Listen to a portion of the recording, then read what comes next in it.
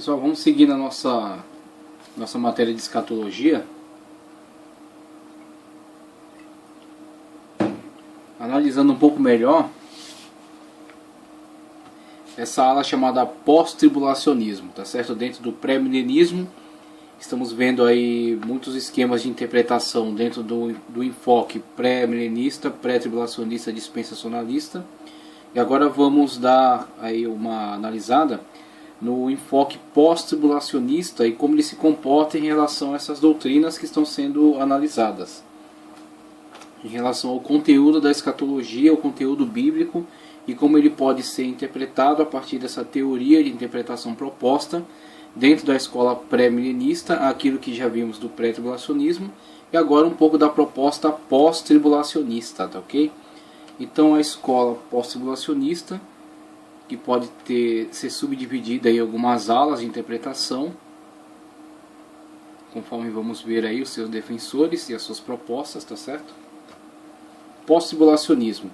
Esse conceito afirma que Cristo arrebatará a igreja no final da grande tribulação e no mesmo tempo implantará o seu reino milenar. Veja aí que o milênio dentro do pós-tribulacionismo, bem como dentro do pré-tribulacionismo, é uma realidade literal a ser vivenciada para o futuro. Então são futuristas, ambos visualizam a realização do milênio para o âmbito do futuro, diferentemente do amilenista, que nega essa questão do milênio ser vivenciado literalmente na Terra, do pós-milenista, que diz que na verdade já está vivenciando o milênio e Cristo virá na conclusão desse período milenar que já está sendo vivido pela igreja.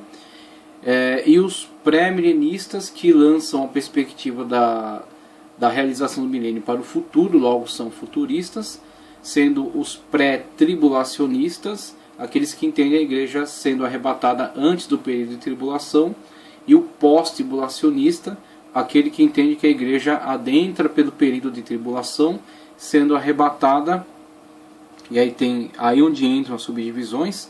Alguns entendem que haverá sim um arrebatamento após o período de grande tribulação, e outros defendem que na verdade não há um arrebatamento da igreja. Essa é uma interpretação incorreta, aquela que alega que a igreja será arrebatada. Na verdade, deve ser visualizado de um ponto de vista alegórico a questão do arrebatamento, sendo a passagem de uma vida de pecado para uma vida de salvação, sendo destinado à igreja um martírio durante a grande tribulação e a ressurreição, antes do milênio, antes de vivenciar a entrada para o reino milenar. Sendo assim, após a grande tribulação, todos que foram martirizados, juntamente com todos os demais salvos da igreja, serão todos ressuscitados num mesmo momento, tá certo? Numa só ocasião, sem subdivisões, em primícias, colheita, espigas caídas e rabiscos. Todos serão num só momento ressuscitados para então adentrarem ao período do milênio, sendo após o milênio localizada a segunda ressurreição, a ressurreição que trata daqueles que serão condenados, receberão sua sentença e serão condenados. Então temos aí dentro do próprio pós-tribulacionismo subdivisões internas, tá certo? Subcategorias de pós-tribulacionismo. Pós-tribulacionismo que assente a ideia de arrebatamento e pós-tribulacionismo que entende ser o arrebatamento apenas uma questão alegórica, né? Sendo a proposta pré-tribulacionista na verdade um equívoco, sendo um erro em relação às interpretações dos textos fundamentais. Então esse conceito afirma que Cristo arrebatará a igreja no final da grande tribulação. É uma das perspectivas. No mesmo tempo implantará o seu reino milenar. Para sustentar isso são citadas numerosas passagens bíblicas como por exemplo, Mateus 24, 27 a 29, argumentam que a vinda de Cristo deve ser visível, pública e posterior à tribulação.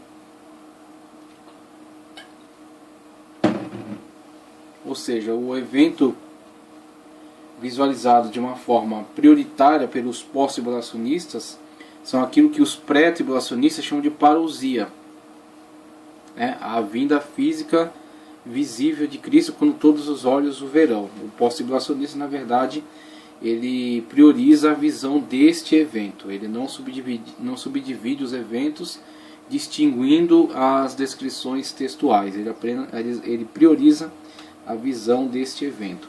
Argumentam que a vinda de Cristo deve ser visível, pública e posterior à tribulação. Apesar de tomar algumas porções bíblicas de forma literal, o pós-tribulacionista é menos literalista que o pré-tribulacionista. Assim sendo, dizer-se pós-tribulacionista é necessariamente negar, ou pelo menos quase que totalmente rejeitar, as propostas dispensacionalistas. Por isso que as propostas pré-tribulacionistas geralmente são elas associadas ao dispensacionalismo. Esses conceitos, como disse aqui o teólogo mais atrás, estão como que casados, né? Eles compartilham de uma visão muito sintonizada, diferentemente dos pós-tribulacionistas que na maioria das vezes se utilizam da ferramenta de alegorização. Logo, não são tão literalistas quanto os pré-tribulacionistas. Não que eles alegorizem tudo, mas sim que eles prioritariamente alegorizam a maioria das interpretações. Sendo assim, eles se aproximam nesse aspecto dos amilenistas e dos pós-milenistas, principalmente na abordagem aliancista. A proposta aliancista que funde a interpretação histórica da Igreja com a interpretação da história de Israel. Logo, Israel e a Igreja não são histórias diferentes, tendo destinos diferentes e aguardando a realização das profecias de modo diferente, de forma alguma. A história de Israel e da Igreja estão fundidas, unificadas, sendo que aquilo que foi profetizado para Israel tem como destinatário a Igreja. Numa pequena distinção entre aliancista e neo-aliancista, temos aí a questão do aliancismo, dizendo que as profecias que eram para Israel estão destinadas à Igreja, tendo em vista a falha, a queda, o desvio de Israel. E o neo-aliancista, na verdade, dando uma outra proposta a isso, diz que as profecias de Israel têm como destino a Igreja, não necessariamente por uma falha, mas sim porque já era de antemão intenção de Deus que Israel fosse provisório, que o plano de Israel fosse um plano provisório, fosse um plano intermediário, que o objetivo era Cristo. E o objetivo, sendo Cristo, é também a Igreja. Então, logo, Israel era intermediário para aquilo que se realizará, se cumprirá em Cristo através da Igreja. Tá certo? Se cumprirá, a Igreja através de Cristo. Então a Igreja assume o lugar de Israel, não necessariamente porque Israel pecou, mas porque já ia assumir mesmo. Israel era provisório, a Igreja definitiva, em Cristo a Igreja, e através de Cristo, né, para Cristo, o cumprimento das profecias. Então, logo, por exemplo, a terra. O governo territorial de Israel no plano da história humana, como é descrito, né, toda a extensão territorial que foi prometida a Israel em profecia.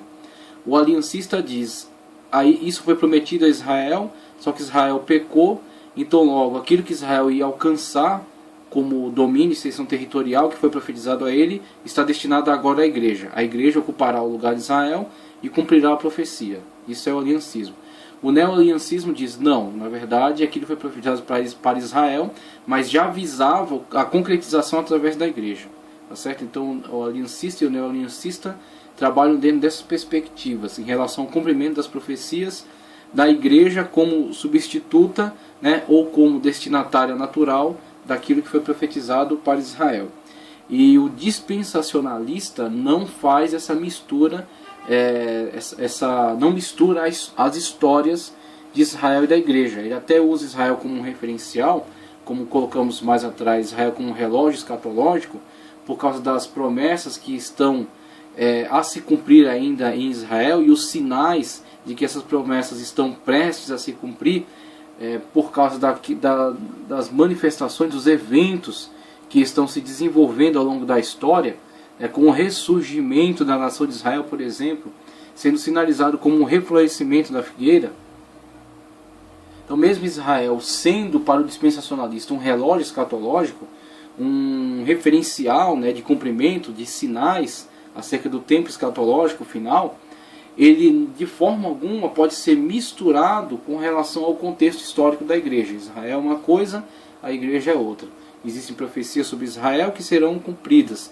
Existem profecias em relação à igreja e que se cumprem na vida da igreja e que não podem ser misturadas com a questão israelita. Então temos aí uma distinção de enfoque de interpretação. Por isso que toda vez que o pré-tribulacionista tentar interpretar determinado fato narrado no Apocalipse, em Daniel, nos Evangelhos, né, no âmbito escatológico, apocalíptico, ele olhará a partir dessa perspectiva dispensacionalista, separando as questões de Israel e da igreja, e buscando enxergar dentro daquilo que é revelado, onde se cumpre aquilo que é para Israel, onde se cumpre aquilo que é para a igreja. Enquanto que o pós-tribulacionista, não necessariamente. Ele, associado ao amilenismo e o pós-milenismo, ele olha numa perspectiva aliancista. Quer aliancista tradicional, quer neo-aliancista.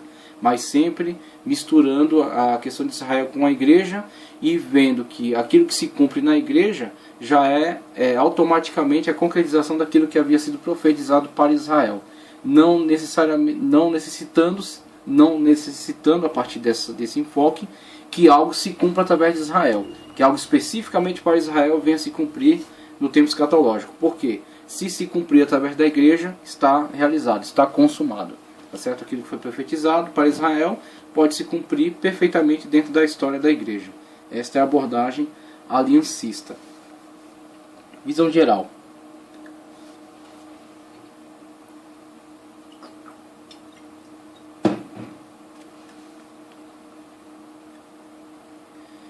O ponto principal desse conceito é afirmar que a igreja só será tirada da terra após passar pelo período da grande tribulação.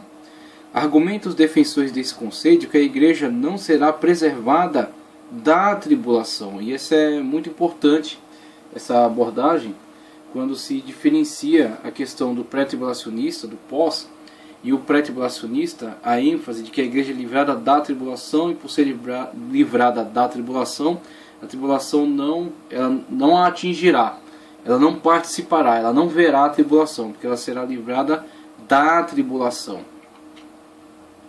E a forma como o pré-tribulacionista lida com a tribulação, associando, mesclando o conceito de tribulação com o conceito de juízo. Então, ambos os conceitos estão muito associados na visão pré-tribulacionista, logo sendo a igreja dos salvos, a igreja do arrebatamento, excluída de vivenciar o período de tribulação, porque o período de tribulação é também o período de juízo. Tá certo? Então, o pré-tribulacionista olha dessa forma: a igreja será liberada da tribulação. Agora, o pós-tribulacionista apresenta outro ponto de vista. Ele trabalha, ele busca diferenciar os conceitos de tribulação e de juízo. O conceito de juízo é a ira de Deus derramada sobre os ímpios. O conceito de tribulação é o conceito da perseguição da igreja em vista de não negar a sua fidelidade a Deus, não negar o nome de Cristo. E aí o pós-tribulacionista, ele trabalha com essa questão dizendo: a igreja, na verdade, sempre esteve dentro de tribulação. A igreja sempre esteve dentro de tribulação, desde que passou a exercer o seu papel de ser referencial de Deus na terra, propagadora da mensagem do Evangelho, recebeu a ordenança de Cristo e passou a desempenhar a sua função. Desde esse momento a igreja é perseguida. Desde o primeiro mártir, Estevão, que deu seu testemunho diante do Sinédrio, foi por eles acusado, foi por eles sentenciado e cumpriram a sentença ao apedrejá-lo, né? E ele, sendo apedrejado, perdoou seus exatores e já prestes a tombar por terra, foi-lhe dada a visão, viu os céus abertos e o Filho de Deus, né, o Filho do Homem de pé à destra do Pai. E após morrer, com consentimento inclusive de Saulo, né, que segurou a roupa daqueles que o apedrejavam, ao morrer, o seu sangue, ao banhar a terra, como que regou a terra, tornou-a fértil para o nascimento de múltiplas, de milhares de outras sementes que tem brotado ao longo da história e tem constituído a frondosa árvore que é a igreja, que está para ser ceifada por Cristo Jesus no momento certo. Então o pós-tribulacionista interage de outra forma com a questão da tribulação. Ele diz: a igreja desde o início vive dentro de tribulação. Então não é possível a perspectiva, a visão de que a igreja será livrada da tribulação, porque seria incoerente com a sua história. A sua história já transcorre dentro de toda a vivência da tribulação. A igreja vive a tribulação desde o início, desde o primeiro homem que morreu sem negar a Cristo Jesus, que foi apedrejado pelo seu testemunho. Ele já estava em tribulação, e a tribulação passou a se espalhar por toda a igreja. Então, desde a fundação da igreja até a atualidade, temos irmãos e irmãs que estão vivenciando a tribulação na sua vida.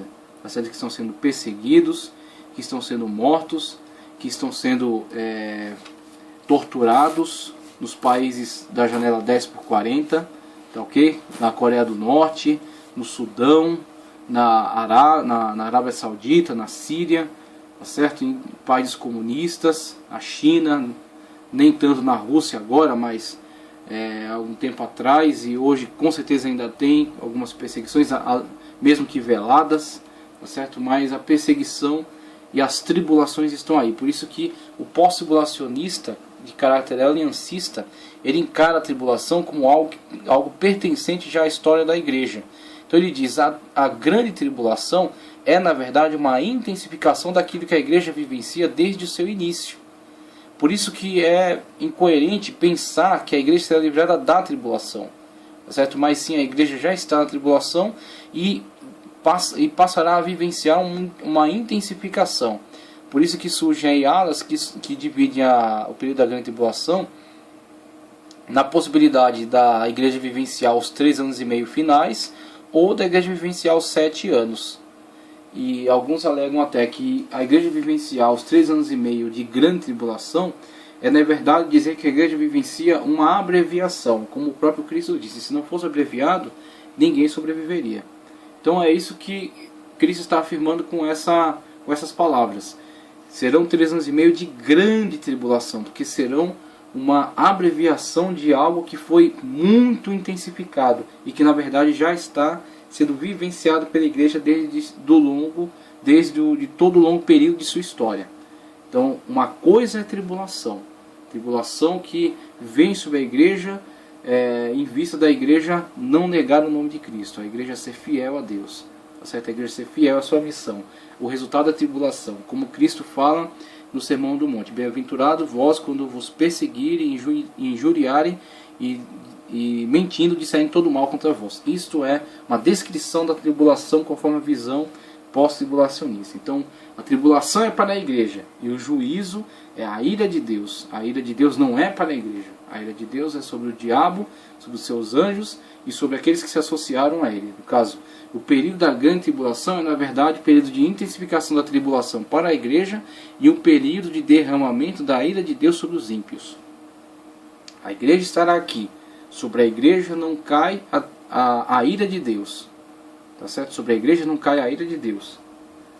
O juízo dos selos, das trombetas, das taças, não é sobre a igreja a ira de Deus, é sobre os ímpios. Mas os ímpios, ao receberem sobre si a ira de Deus, o derramamento da ira de Deus, perseguem a igreja. E ao perseguir a igreja, a tribulação é sobre a igreja. Então essa é a perspectiva, esta é a abordagem pós-tribulacionista, tá ok? Na continuação diz: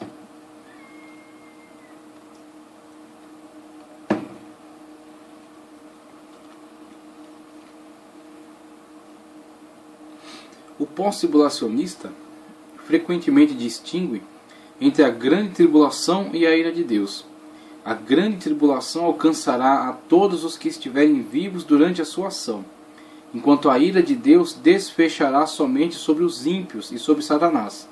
Os dois aspectos ocorrerão num só período concomitantemente, mas há uma distinção entre uma e outra. A segunda vinda de Cristo ocorrerá no fim da grande tribulação. Esta vinda não será em 2 etapas, como diz o pré-tribulacionista, mas tão somente uma única vez. Não vem para voltar, mas para ficar e estabelecer o seu reino milenial. A vinda de Cristo se dará num único evento, tá certo? Essa é a visão pós-tribulacionista. O pós-tribulacionista só reconhece duas ressurreições. A primeira será de todos os salvos que morreram até o fim da grande tribulação. Até o fim da grande tribulação. Todos os salvos da história que morrerem até a grande tribulação. Tendo alguns,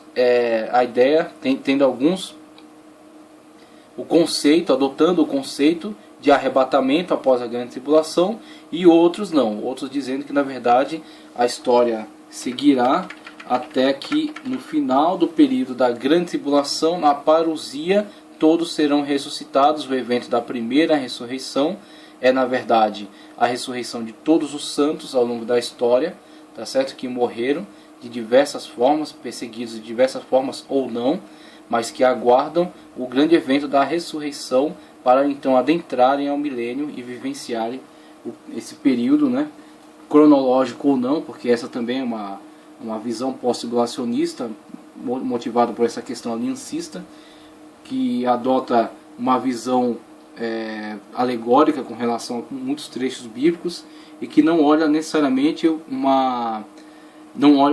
essa questão do milênio como cronológica, tá certo? Então temos aí algumas subdivisões até dentro do pós-tribulacionismo. E aí, na continuidade, diz: quanto ao tempo de duração da grande tribulação, o pós-tribulacionista não tem muita certeza.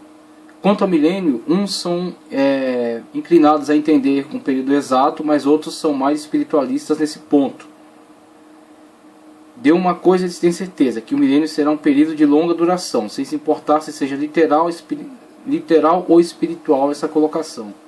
As 70 semanas de Daniel 9, 24 a 27 não deixam nada claro acerca da duração do milênio.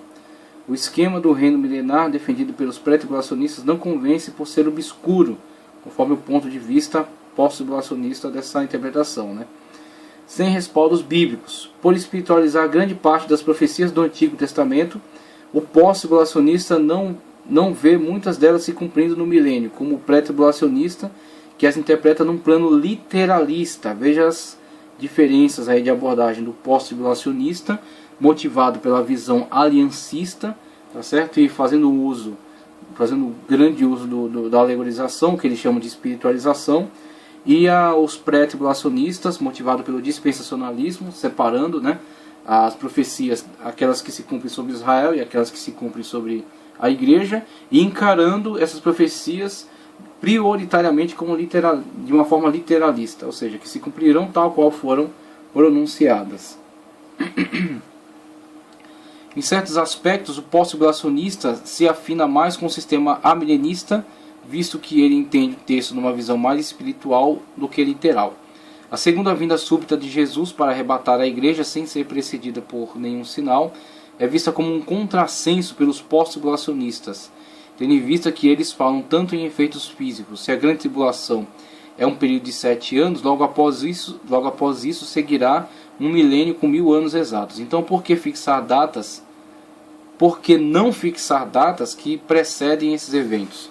Ou pelo menos admitir que ele será precedido por sinais, como esses eventos subsequentes são exatos se o tempo que os precede é imprevisto. Isso não afeta a ideia da vinda súbita de Jesus, mas o pré-tribulacionista responde que isso faz parte dos desígnios de Deus, e não somente isso. Ele principalmente distingue a visão pré-tribulacionista da pós-tribulacionista e diz, na verdade, do que está se tratando aí é de duas etapas para o evento chamado a vinda do Senhor, sendo a primeira etapa arrebatamento, onde não há possibilidade de previsão, porque Cristo mesmo assim indica que ninguém sabe senão o Pai. Então, este evento do qual não há possibilidade de estabelecimento de previsão, de data fixa, chama-se arrebatamento. Após o arrebatamento, seguirá um período de 7 anos, sendo 3 anos e meio de falsa paz e 3 anos e meio de grande tribulação.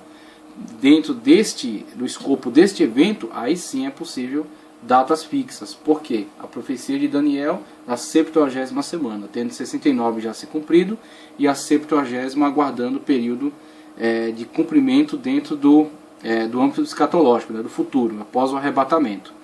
Então o que acontece? O pré-tribulacionista interage com esses eventos dizendo, são duas etapas de um mesmo evento. Para a primeira etapa não é possível previsão nem data fixa, mas para a segunda é sim.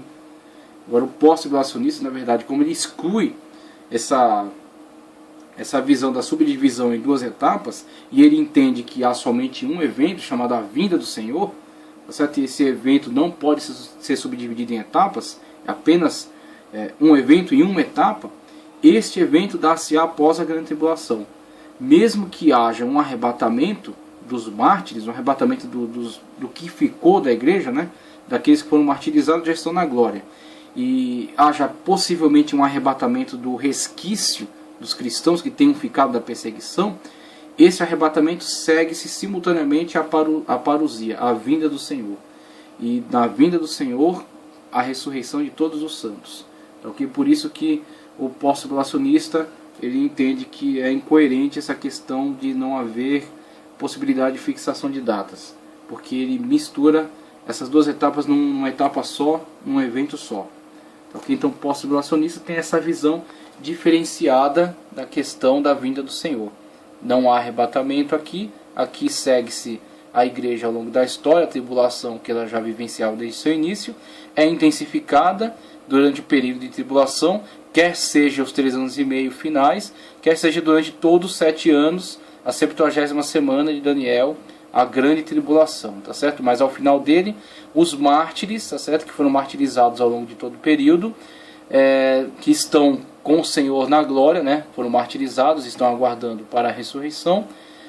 Pode ser ou não, uma linha diz que sim, outra linha diz que na verdade não acontecerá, mas existe uma linha do pós-tribulacionista que entende que haverá sim um arrebatamento para os cristãos que houverem restado da grande tribulação, mas que esse arrebatamento é seguido da parousia, da vinda dos cristãos que estão com o Senhor na glória. Aqui é a ressurreição de todos para a entrada no milênio. Então essa é a abordagem pós-tribulacionista. A questão da situação dos israelitas no cenário da salvação é muito difícil. Então por ter essa abordagem diferenciada, tem essa questão da história de Israel e onde ele se enquadra. A questão da situação dos israelitas no cenário da salvação, é um assunto difícil para ser resolvido no esquema pós-tribulacionista. Sendo assim, eles não consideram Israel como um povo eleito durante o milênio, conforme o esquema pré-tribulacionista. Quanto ao arrebatamento da igreja, o pós-tribulacionista diz que o Novo Testamento não oferece de forma notável tal ensino. O conceito pós-tribulacionista se divide em 4 vertentes, quanto à aplicação da hermenêutica na hora de interpretar as escrituras proféticas e aos pormenores da volta de Cristo. John Walvoord achou entre eles 4 escolas de interpretação. Dentre elas, vamos colocar aqui as 4 vertentes, conforme indicado por John Walvoord. Temos aí a primeira, pós-tribulacionismo clássico, chamado pós-tribulacionismo clássico. A primeira delas, o pós-tribulacionismo clássico, é protagonizada pela obra de J. Barton Pine, que afirmou que a igreja sempre tem estado na tribulação. Sendo assim, em sua maior parte, a grande tribulação já foi cumprida. Veja só o ponto de vista de Pine, o pós-tribulacionismo clássico.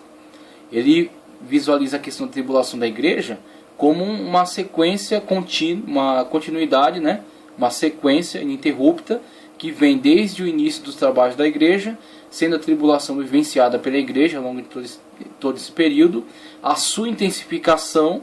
A igreja já tem visto sua intensificação e, na verdade, tem visto quase que sua concretização, quase a totalidade da grande tribulação, restando apenas um pequeno período a ser vivenciado para o futuro, que talvez possa ser aí então a chamada grande tribulação, com a intensificação, né, da tribulação que a igreja já tem vivenciado, mas a sua intensificação e finalmente a parousia, a vinda do Senhor para o estabelecimento do seu reino.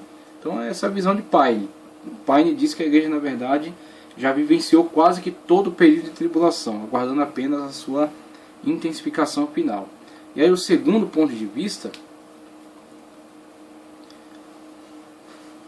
a segunda e principal vertente dos pós-tribulacionistas é aquela que mantém a posição semiclássica, que se acha na obra de Alexander Ries. No seu escopo doutrinário, uma das coisas que ficou mais notável pelo fato de divorciar-se tanto do pré-tribulacionismo é a ideia de que a igreja sempre passou e sempre passará por tribulação, e que a grande tribulação futura será apenas a intensificação de todas as tribulações que a igreja tem passado. Então a visão de Ries não se afasta tanto, né, do pós-tribulacionismo clássico, tanto que é chamado semiclássico, né, e diz que na verdade a igreja não será poupada de forma alguma da tribulação, porque desde seu início passa por tribulação e viverá inclusive a sua intensificação, sendo que os pós-tribulacionistas, né, relembrando, dividem os conceitos de tribulação e de ira de Deus, sendo a tribulação um reflexo da sua fidelidade a Deus e a ira de Deus o derramamento, né, do seu juízo, do seu julgamento, da sua ira sobre os ímpios. Sobre a igreja não é derramada a ira de Deus, mas a igreja sofre a tribulação como consequência do derramamento da ira de Deus durante a grande tribulação. A ira de Deus derramada sobre os ímpios, sobre a besta, sobre o falso profeta, né, sobre o dragão, é derramada sobre esses personagens. Esses personagens perseguem mais intensamente a igreja, e por isso a igreja vivencia nesse período aquilo que é chamado grande tribulação, diferenciando-se das tribulações que a igreja tem vivido ao longo da história, mas na verdade sendo apenas a sua intensificação, a intensificação das tribulações que a igreja já tem vivenciado. E aí, dando continuidade, terceiro enfoque aqui, a terceira escola de interpretação pós-tribulacionista é chamada de futurista e é esquematizada nos livros de George Elad, tá certo?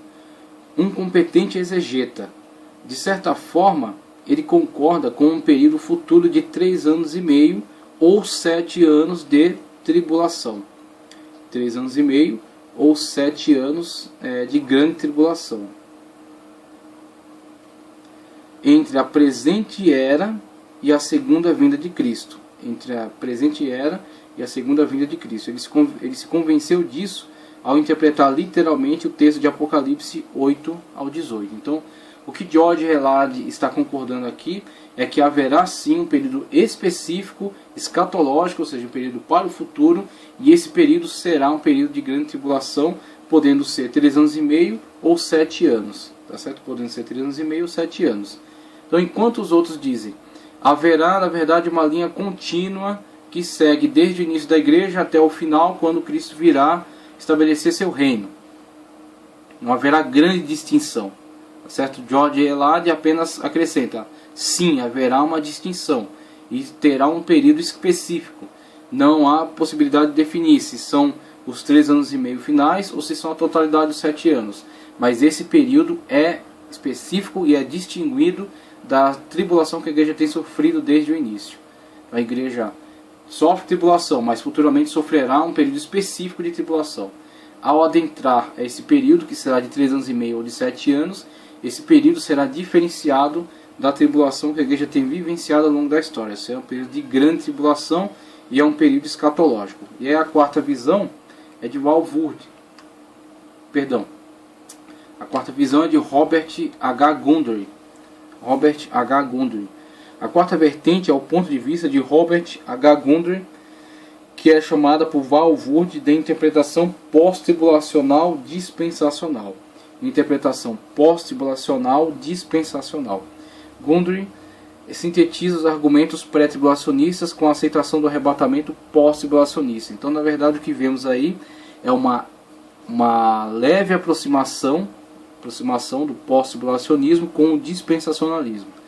Existe essa proposta, né, onde pode ser visualizada a questão da continuidade histórica da igreja adentrando ao período de tribulação, vivenciando a intensificação desse período de tribulação, né, quando a ideia continua sendo defendida de que a igreja vive tribulação desde seu início e viverá a sua intensificação. Mas ao final dessa tribulação, a igreja, ou pelo menos aqueles que restarem dela, que não houverem sido martirizados ao longo da intensificação da tribulação, serão enfim arrebatados. Haverá sim um arrebatamento. Ele entende que aquelas passagens que tratam do arrebatamento não são alegóricas, elas são literais. Elas serão vivenciadas, mas não antes da tribulação, porque a igreja não é livrada da tribulação, e sim na tribulação. A igreja vive a tribulação, é livrada na tribulação, a ira de Deus é derramada sobre os ímpios intensificam a perseguição contra a igreja vivencia a grande tribulação, mas aqueles que restarem da perseguição contra a igreja serão enfim arrebatados. Serão arrebatados, se encontrarão com aqueles que foram martirizados, e todos, juntamente inclusive com os santos do Antigo Testamento, virão na parousia estabelecer o reino milenial, quando então serão ressuscitados para viver 1000 anos, quer sejam cronológicos ou não. Ok? Então esta é a visão pós-tribulacionista. Essa é a abordagem pós-tribulacionista da escatologia. Então temos aí o pós-tribulacionismo. Embora a igreja primitiva possa não ter sido declaradamente pós-tribulacionista,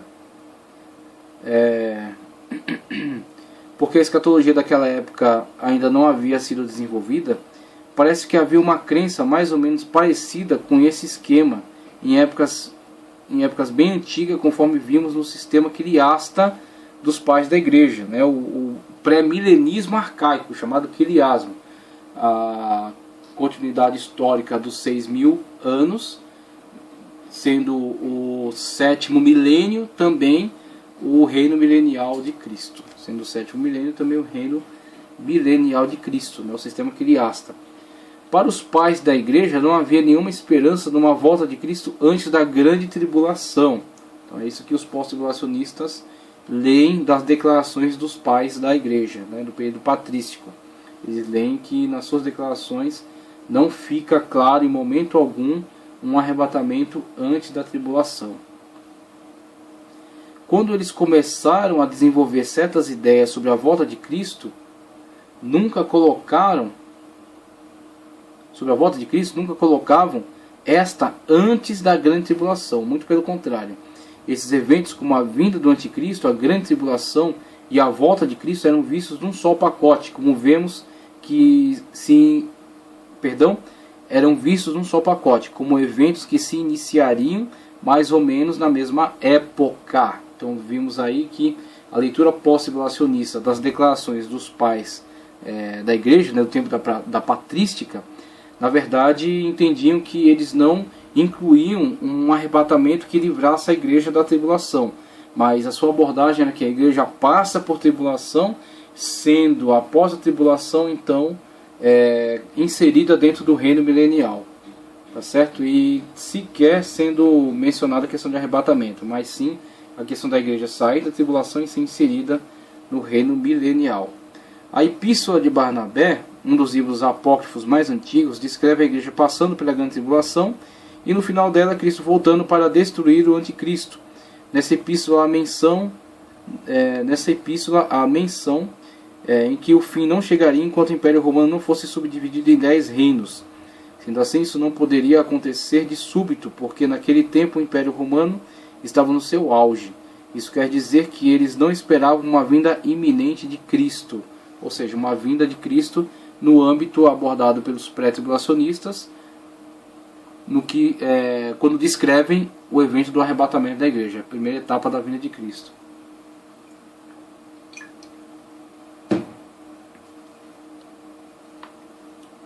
Um dos pais mais antigos da igreja, chamado Justino Marte, previa que os crentes haviam de passar por muitas aflições antes da volta de Cristo. No seu tempo, a igreja sofria muito com a perseguição dos romanos, e para ele a grande tribulação seria apenas uma intensificação daquele sofrimento que a igreja já passava. Ele mesmo morreu como Marte por não negar a fé. Então, eles aproveitam essas descrições, que não são descrições exatas, porque, como vimos na primeira aula, a escatologia ao longo da história da igreja, ela não teve tanta ênfase quanto tem nos dias atuais. Então a atualidade é, na verdade, o período teológico da escatologia. Dentro do âmbito do desenvolvimento teológico ao longo da história, esta é a época em que a escatologia é mais discutida. Nunca foi discutida ao longo da história como é discutida atualmente. Ao longo da história da igreja, inclusive o período patrístico que está sendo abordado aqui, o que era mais discutido era a apologética, né? Sendo na continuidade histórica a soteriologia, a cristologia, né? a teontologia, áreas da teologia que foram, cada uma na sua época, tiveram mais ênfase, né? Sendo a escatologia, na verdade, discutida com mais ênfase hoje. Então, na abordagem dos pais da fé, da patrística, a escatologia não era a sua prioridade. Por isso que eles não são tão específicos quanto a ela. Eles dão algumas declarações, e essas declarações são interpretadas conforme essas escolas de escatologia de hoje, cada uma lançando seu enfoque, né? Então, o pós-tribulacionista, ele se vale do fato dos pais da fé não abordarem tão especificamente esses temas, não falar em nada de arrebatamento, não falar em nada de etapas, né, nem das etapas quer para a vinda de Cristo, quer para a ressurreição. Então eles se valem disso, eles não mencionaram, eles não disseram. Todavia não pode se esquecer que a escatologia para eles não era prioridade. Eles não estavam desenvolvendo tratado de escatologia. Eles estavam batalhando, principalmente na questão da apologética, da defesa da fé, da defesa da igreja, como o próprio autor da carta de Judas, né? Ele deixa muito claro que o seu interesse era batalhar pela fé que uma vez foi dada aos santos. E ele passa aí qual é o clímax do momento. Com certeza o clímax desses autores, como Justino, Lactâncio, Hipólito, todos esses autores que se expressaram acerca de escatologia, mas não necessariamente estavam desenvolvendo um tratado de escatologia. Por isso não foram tão específicos e nem o poderiam ser. É que isso estava sendo desenvolvido ainda.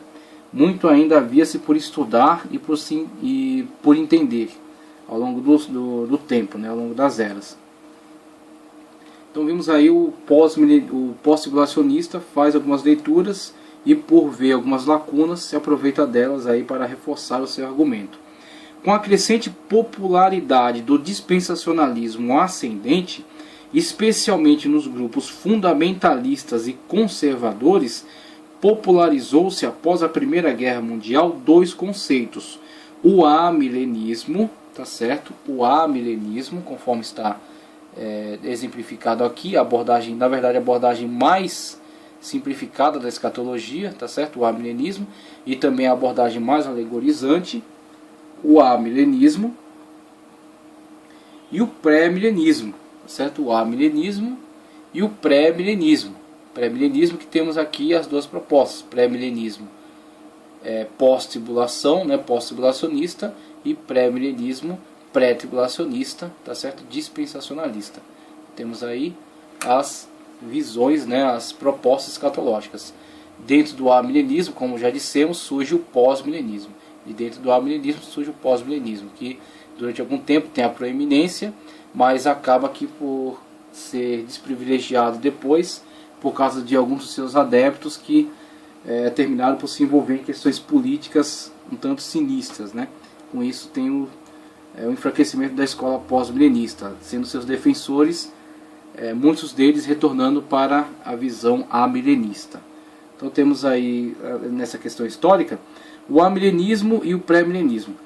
Como o esquema dispensacionalista crescia cada vez mais nos grupos independentes e se enquadrava no pré-milenismo e no pré-tribulacionismo, quem não era amilenista tinha que optar pelo pré-tribulacionismo, que aumentava em popularidade à medida que o mundo ia piorando, ou seja, a visão pessimista da história, a visão de que a história do homem ia piorar até que em algum momento da história haveria o arrebatamento e o início da 70ª semana de Daniel, com um agravamento ainda maior da história da humanidade, tá certo? A visão pessimista. Com isso, a queda do pós-milenismo, que tinha uma visão estritamente otimista. Logo após a Segunda Guerra Mundial, prevaleceu um movimento,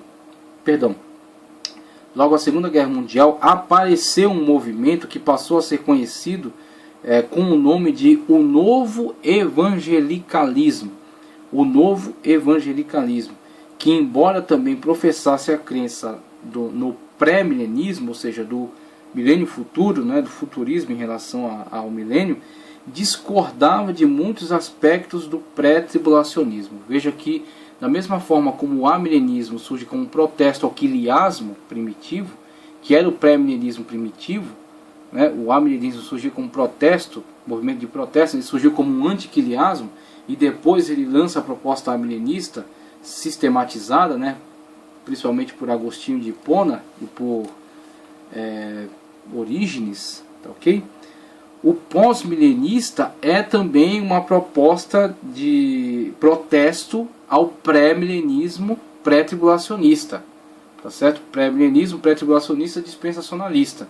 O pós-milenismo, o pós-tribulacionismo não concorda com muitos dos pontos de vista pré-tribulacionista, tá certo? Não concorda, por isso lança sua própria proposta, tá certo? Sua própria proposta. Proposta pós-tribulacionista. Pré-milenista, né? Como o pré-tribulacionista. Pré-milenista também. Só que não pré-tribulacionista. Ele é pré-milenista, mas não é pré-tribulacionista. Ele é pós-tribulacionista. E também não é dispensacionalista. Ele é aliancista. Tá, ok? Ele não dá prioridade ao literalismo. Ele lança a mão, muitas das vezes, da alegorização, da chamada interpretação espiritualizada. Logo após a Segunda Guerra Mundial, apareceu um movimento que passou a ser conhecido com o nome de o Novo Evangelicalismo, que, embora também professasse a crença no pré-milenismo, discordava de muitos aspectos do pré-tribulacionismo, insatisfeitos com o sistema escatológico dispensacionalista fundamentalista, certo? Que está casado com o pré-milenismo pré-tribulacionista. Eles fizeram muitas críticas em vários pontos desse sistema, principalmente no que tange ao estado da igreja durante a Grande Tribulação. George Elade e Edward J. Carnell foram os que desenvolveram com exímia capacidade o esquema pré-milenista pós-tribulacionista. Doutrina do pós-tribulacionismo, conforme a gente pode também pontuar aqui, a doutrina do pós-tribulacionismo, onde a igreja estará na hora da tribulação, é o grande diferencial do pós-tribulacionismo para os pontos de vista tribulacionistas. A principal característica do conceito pós-tribulacionista reside no fato em afirmar que a igreja estará presente na terra durante o período da grande tribulação. A ideia é que a igreja será preservada da ira de Deus, mas não da tribulação. Os intérpretes pós-tribulacionistas concordam que a igreja sempre passou por tribulação, portanto não misturam uma coisa com a outra. Mas eles argumentam que a mesma palavra usada para indicar os processos de tribulações circunstanciais da igreja é o mesmo usado em Mateus 24, 21, empregada para descrever a grande tribulação. E perguntam: que diferença existe entre as tribulações circunstanciais que os crentes passam e a grande tribulação, se não apenas a sua intensificação? Tribulação é tribulação. A única diferença entre uma e outra é que as tribulações circunstanciais são apenas locais e a grande tribulação será universal. As tribulações circunstanciais são mais atenuantes, enquanto a grande tribulação será de uma intensidade nunca vista antes. Então, onde está a diferença, se não apenas em densidade, né? Tendo em vista que o tipo é o mesmo.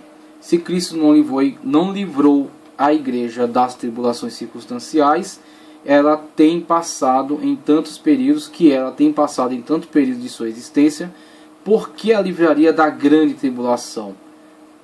Quanto a isso, Jesus disse: no mundo tereis aflições, mas tende bom ânimo, eu venci o mundo. Então temos aí a defesa pós-tribulacionista. O pós-tribulacionista diz: a verdade, a igreja sempre tem passado por tribulações circunstanciais. E o que a igreja verá no período da grande tribulação é apenas a sua intensificação. Inclusive, um uso que eles fazem aqui, outro trecho usado pelo pré-tribulacionista para afirmar que a igreja não estará presente na tribulação, é Apocalipse 3:10, que diz o seguinte: como guardaste a palavra da minha paciência, também eu te guardarei, tério no grego, guardarei, tério, tá certo? Dá, esse dá é ek, certo? É a preposição ek, te guardarei, tério, dá, ek, hora da tribulação que há de vir sobre todo o mundo, para provar os que habitam na terra. A interpretação desse versículo depende muito do significado da preposição ek, que é esse dá da língua portuguesa, né? No qual os pré-tribulacionistas trabalham dizendo: livrado da tribulação é não vivenciar a tribulação, tá certo? É não passar por ela. Tendo em vista que a preposição ek traz a ideia de sair de dentro, ou seja, passou e saiu, sair de dentro, traz a ideia de sair de dentro. Logo, então, só pode sair de dentro quem está dentro. Outra questão é o verbo tério, que em sua forma original na língua grega significa guardar de algum perigo. Em todo o Novo Testamento só existe outro trecho onde encontramos este verbo.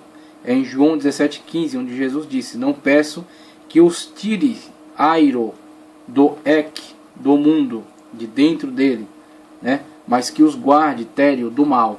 Então existe a oração de Cristo, que é usada pelos pós-tribulacionistas como um exemplo de que Cristo não os livrará da tribulação, não os tirará do mundo, tá certo? Mas os livrará no mundo, os livrará do mal. É uma proposta de interpretação que é colocada, né, dentro do enfoque pós-tribulacionista. Eles buscam se justificar fazendo esse tipo de leitura. A hermenêutica usada aqui pelo pós-tribulacionista vê um paralelo de ideia entre Apocalipse 3,10 e João 17,15. Nesse caso, o pós-tribulacionista pergunta: ora, se a igreja já foi arrebatada antes da tribulação e já está na glória com Cristo, ela precisa ser guardada de quê? Não se guarda quem não está no perigo, mas só quem está envolvido com o perigo. Agora, uma problemática: o pré-tribulacionista, ele fala acerca da igreja que é arrebatada, as 5 virgens prudentes, mas ela não se esquece, a proposta pré-tribulacionista não se esquece de mencionar que na terra ficaram as 5 virgens loucas, que não estavam devidamente prontas para o arrebatamento, não ouviram a voz do esposo, e serão livradas também. Serão livradas o quê? Da ira de Deus. Então há sim uma possibilidade de dialogarmos com essa proposta pós-tribulacionista somente no aspecto onde eles tratam acerca da diferenciação da ira e da tribulação. A igreja que ficar, de fato, será perseguida e verá a intensificação da tribulação. E também, de fato, será livrada da ira de Deus. A ira de Deus não é sobre a igreja que ficou do arrebatamento, tá certo? Que será, que foi descrita, por exemplo, quando tratamos acerca das primícias, da colheita, que é o arrebatamento, a igreja que será colhida da terra, os rabiscos, tá certo? Os rabiscos e as espigas caídas. Os rabiscos e as espigas caídas, aqueles que amadurecem durante a tribulação, tá certo? E aqueles que ficaram da colheita. Os que ficaram da colheita são a igreja que não subiu. Os rabiscos que desenvolveram são os israelitas que se converterão durante a grande tribulação. Então vemos aí que na verdade existe um diálogo sim, mas nesse sentido. Agora os pós-tribulacionistas argumentam que não há arrebatamento antes da tribulação. Na verdade a igreja num todo passa pela grande tribulação. O encontro da igreja com Cristo, que é a questão do arrebatamento tratada em Tessalonicenses, né, na carta de Tessalonicenses. Os pós-tribulacionistas entendem nesse versículo, 1 Tessalonicenses 4,17, que no final da grande tribulação todos os santos que estiverem mortos até aquele dia ressuscitarão e serão transformados, juntamente com os crentes salvos que estiverem vivos ao serem arrebatados. Irão ao encontro do Senhor Jesus nos ares. Ao encontrar com o Senhor, eles voltarão com o Senhor Jesus para a terra em sua vinda triunfante. O pós-tribulacionista se apega à palavra encontro, que em grego é a pantesis. Além de 1 Tessalonicenses 4,17, a palavra pantesis só aparece em mais dois trechos do Novo Testamento, em Mateus 25:6 e em Atos 28:15. A primeira referência de Mateus 25:6 é usada no trecho que descreve a parábola das 10 virgens, onde diz: mas à meia-noite ouviu-se um clamor, aí veio o esposo, saíram ao encontro. O pós-tribulacionista entende que as virgens prudentes saíram ao encontro do noivo com uma atitude de boas-vindas num lugar ausente ao local de onde o casamento seria celebrado. Após isso, voltaram e cortejaram o noivo até o local da cerimônia, onde a cerimônia seria realizada. Então vê-se aí a questão do arrebatamento sendo transferida para após a tribulação, né, conforme a visão pós-tribulacionista. Sendo assim, uma das escolas foi a que abordou essa visão, né? 3 escolas que entendem o arrebatamento como somente alegórico, e uma delas, a quarta, uma das escolas abordando o arrebatamento como uma realidade, mas uma realidade após a tribulação. Tá certo? Então essas são as interpretações pós-tribulacionistas. Acerca da remoção do Espírito, né, tratada lá por Paulo em Corinto, a carta de Paulo aos Coríntios, a vertente pós-tribulacionista, que acha que o detentor é o anticristo, diz o seguinte, como diz o texto, e ele vai descrever aqui, ó, veja só. A vertente pós-tribulacionista, que acha que o detentor é o anticristo, diz o seguinte: a expressão que seja tirado, que saia do meio, pode não estar se referindo àquele que detém, mas tão somente ao anticristo. Nesse caso, o detentor seria o poder de Deus.